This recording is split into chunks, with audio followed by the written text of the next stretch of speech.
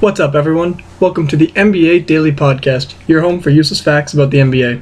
My name's Dawson Shine, and I'm your host. Starting off today, we're going to review what happened last night in the NBA first-round playoffs. We had three big games between the Miami Heat, Charlotte Hornets, Detroit Pistons, and Cleveland Cavaliers, and the Portland Trail Blazers versus the LA Clippers. So first off, we're going to talk about Miami versus Charlotte, which was not very disappointing, but was another win for the Miami Heat. They're up 2-0 in the series now. They won 115-103, and really, they took the control of the game through a big run at the end of the second quarter. But overall, it was another amazing offensive game by their team. They shot 72% in the first half and had 72 points. It was a crazy game again from them. They've played really well in the first halves of these series. First, setting an offensive record for the Miami Heat in efficiency, the first game, with 68 points, and then following it up in this game with 72 points, which is very difficult to combat, especially for the Hornets because they just cannot get enough firepower to beat the Heat at this point. Dwayne Wade's going insane, Hassan Whiteside is eating them up on the inside, Joe Johnson, Luol Deng. But overall, the Heat are a very different team than what the Hornets faced during the season. The Hornets played them well in the regular season, but now all of a sudden, the Heat are dominating them.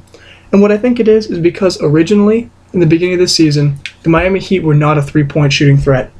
They were so awful on offense, especially in the three-point line, that in one game in February against the Charlotte Hornets themselves, they won without hitting a single three-pointer, which is the only time that happened this entire season for any team. And that's pretty crazy to think about, considering how some teams like the Golden State Warriors live and die by the three-point line. So all of a sudden, they're now shooting lights out from three. I think it might be a combination of Joe Johnson coming onto the team. He's been playing very well. Josh Richardson, the rookie who comes off the bench, has been incredible. Including last night, he had an amazing game. He shot 5 for 9 from the field, 2 for 5 from the three-point line, 15 points. This is a rookie in his first couple playoff games, showing up and showing out. He's been really huge since he started getting added into the lineup.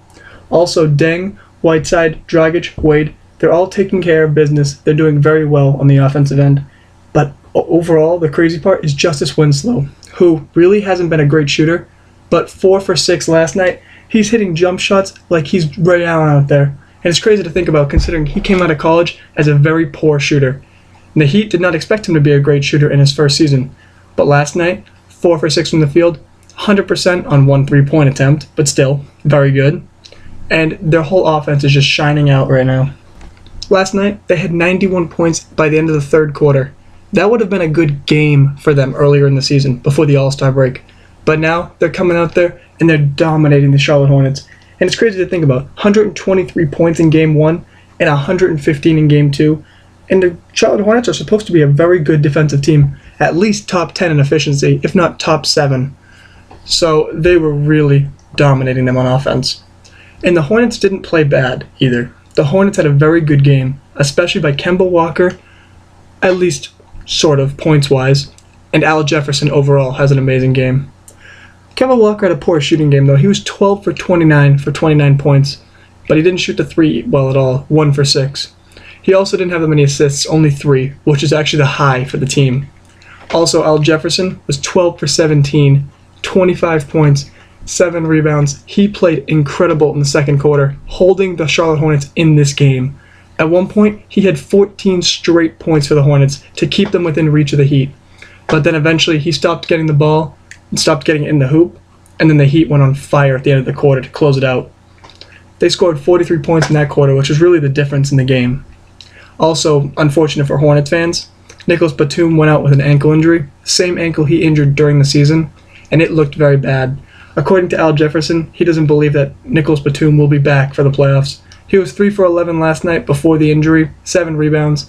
He was playing all right, wasn't shooting the three very well at all. He didn't hit one at all last night. But to lose him in the series is huge.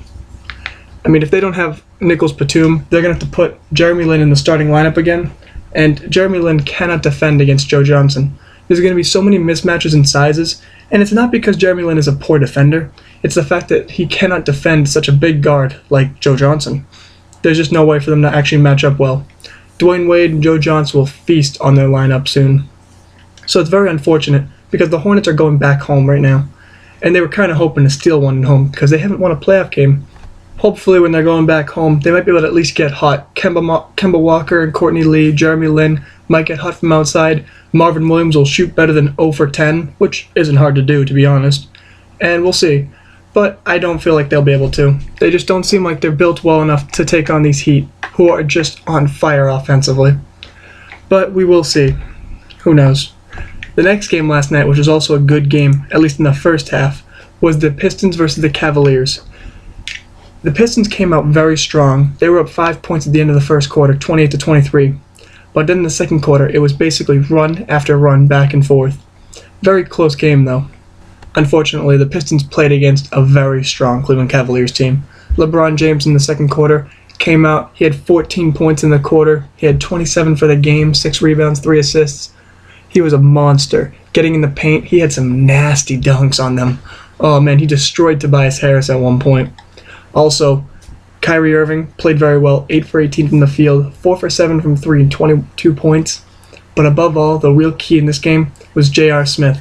7 for 13 from the field, but 7 for 11 from 3-point. 21 points. They had J.R. swish in the court, not his counterpart, the really crappy J.R.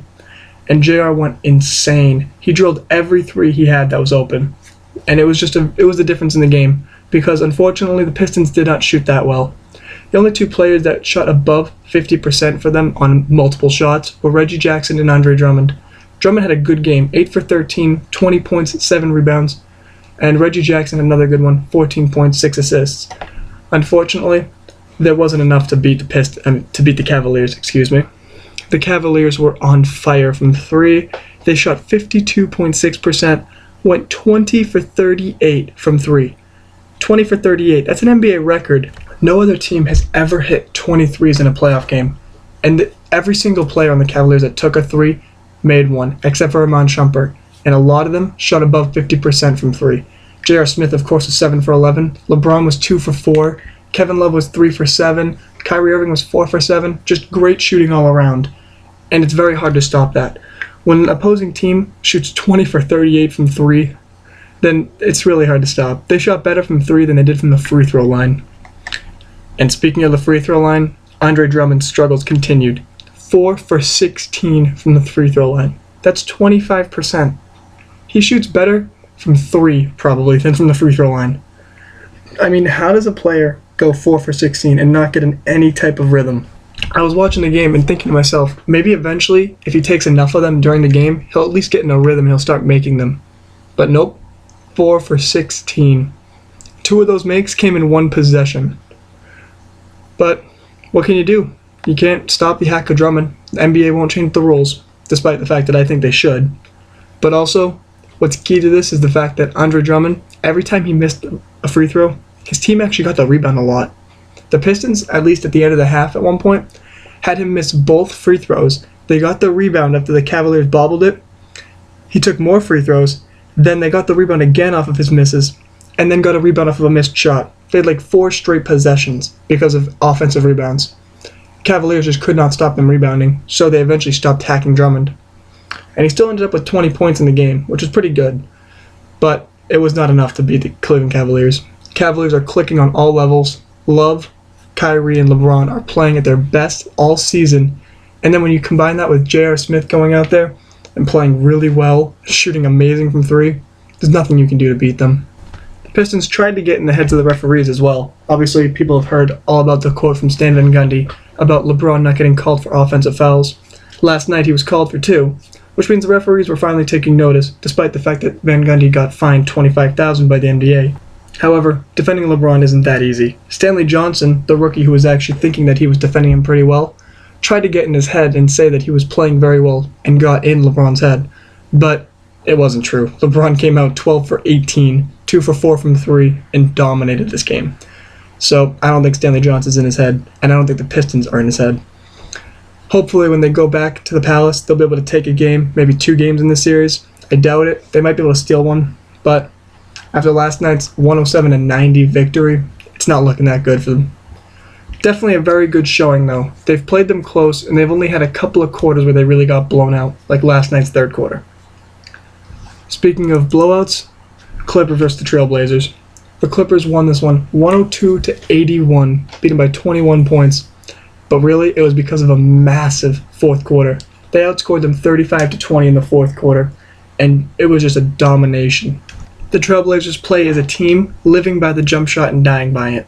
And it's really what Charles Barkley always says when he says these teams who are jump shooting too much will not win. They could not make a shot.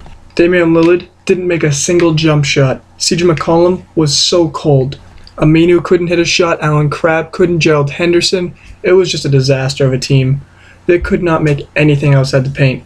Damian Lillard was 6 for 22, 27% shooting. CJ McCollum was 6 for 17. He continued his cold streak. Maurice Harkless was 5 for 13. Gerald Henderson was 2 for 6. Alan Crabb didn't make a shot. It was just bad overall shooting for the whole team. Aminu was 4 for 13, 1 for 7 from 3. You could tell this team just was not getting anything going outside the paint. And on the other side of the court, the Clippers just dominated. Chris Paul was 10 for 22, but he had 25 points, 5 assists, no turnovers. That's a key. Now, he's always been regarded as an amazing point guard, Hall of Fame point guard, to be honest.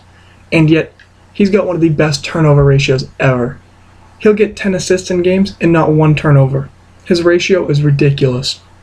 Also, Cole Aldridge, give a shout out to him. 12 minutes on the court, 4 for 6, 8 points, 8 rebounds, 2 blocks. Just an overall great game for him. He was a great spark right off the bench. Jeff Green was 3 for 5. Their whole bench shot very well, and their team was 46% from the field. JJ Redick had a good game, 17 points. And then Blake Griffin had another great all-around game. He had a block, he had 12 points, 9 rebounds, 4 assists. DeAndre Jordan had 18 rebounds and 5 assists. He had a new point center for them. Overall, this team is really clicking, and I don't know if the Trailblazers will be able to keep up with them. The gap in talent and the poor shooting by the Blazers overall has really been shown in these playoffs. They just can't handle the Clippers at the moment. With the Trailblazers going back to the Rose Garden now, they might be able to steal one game in the series, as long as the shots can finally start falling. If CJ McCollum and Damian Lillard have a good game back in their home court, then they might be able to steal one game in the series. However, it's going to take a monstrous effort from this team. Everyone besides Mason Plumlee needs to start shooting better, or it's over. And the Clippers will sweep them, or gentlemen sweep them with one win for the Blazers. But we'll see. Another interesting storyline from this game, though, was the fact that Paul Pierce was not played at all for coach's decision. Now, that's the first time in his career, he's 39 now, first time in his career that he's not been played in a playoff game. That's pretty crazy considering his contributions on the court last season. But honestly, it wasn't a bad decision. He really has not had a great season overall. He's only averaging 6 points per game, 2.7 rebounds, and an assist, with an 8 for per. That's pretty crazy to think about. His player efficiency rating is the lowest of his career. And now, he is old, but honestly, no one expected him to drop off this quickly. Hopefully, he'll be able to come out in the later rounds of the playoffs and show up and show out as he always did when he was on the Celtics, or even when he was on the Wizards last year, or on the Brooklyn Nets. He's been known for having crazy playoff performances and just being overall clutch. But if he continues to not be played, he can't be clutch. As a huge fan of Paul Pierce, I'm hoping that he gets back on the court, especially later on in the playoffs, and helps contribute to their run. However, he needs to earn his spot on the court, of course, because they do have better defenders than him to be put on the court, and better players like Jeff Green, Austin Rivers, and Luke Richard Mbah a Moute. Those are the players that they have that are going to be ahead of Paul Pierce, especially in the lineup currently in the playoffs. Maybe later on when he's well rested, he'll be able to play, but we'll see. Now, looking forward to tonight's game. Tonight, there's going to be some key Game 3s. You have the OKC Thunder versing off against the Dallas Mavericks in Dallas with the series tied 1-1. Now, I don't predict Dallas to win this game, but if they do, it will shift this series huge. They'll be up 2-1 against the Thunder and have a chance to go up 3-1 at home, which is major, because the Thunder are supposed to be making a very deep playoff run this year, or Kevin Durant might leave. So be sure to watch that game. It's going to be very, very key to seeing whether Durant will be staying in the offseason. Because if they struggle against the Dallas Mavericks, who's to say they'll be able to handle their opponent in the next round, most likely being the San Antonio Spurs, if they can't handle the Dallas Mavericks at their absolute worst. We'll see, though. Also, another key Game 3 will be the Toronto Raptors versus the Indiana Pacers in Indiana, with the series tied 1-1. I think the Trash Brothers in DeMar DeRozan and Kyle Lowry will finally step up and play better, especially DeMar DeRozan. Hopefully he doesn't need to be benched in the fourth quarter to close out a Game 2 in the playoffs again. That was an awful performance by him last game. But we'll see. I'm really hoping the Toronto Raptors come out strong and destroy the Pacers. But with the Pacers being at home, I don't feel like it's going to be a possibility for a blowout. I think it'll be a close game with Paul George and Monte Ellis helping to keep the Pacers in the game till the fourth quarter. And then finally, we have a nice blowout. 9:30 p.m. Eastern Time, Golden State Warriors facing off against the Houston Rockets, and this will be a domination. Steph has been saying that his ankle is doing really well, but I think they should just rest him, because the Warriors can beat the Houston Rockets and sweep them without playing Steph Curry for the rest of the series. That's what I really believe, because last time they played them without Steph Curry, Game 2, they won pretty handily, 115-107, and honestly, the only player that played really well for the Houston Rockets was Harden. I think that's going to happen again tonight, and even if Steph Curry sits, the Golden State Warriors will still win, and it won't be that close. So good luck to Houston for trying to steal a game in Houston. Hopefully they can try and make up at least a good showing on their home court, because this has honestly been a pathetic season by them. However, who knows? I watched the Mavericks game thinking that the Mavericks had no chance of beating the OKC Thunder in Oklahoma City, but they did it. It's the NBA playoffs, and anything can happen if Harden gets hot. So it'll be important to watch this game and see what happens, because it'll be entertaining at the very least. So those are the games we get to look forward to tonight. I can't wait to watch them. Hope you can't wait either. I'll be there tomorrow to talk about them as well. Thanks for listening, guys. Hope you enjoyed. If you did enjoy, make sure to like, subscribe, leave a comment if you have anything to say. Thanks for listening and have a great day.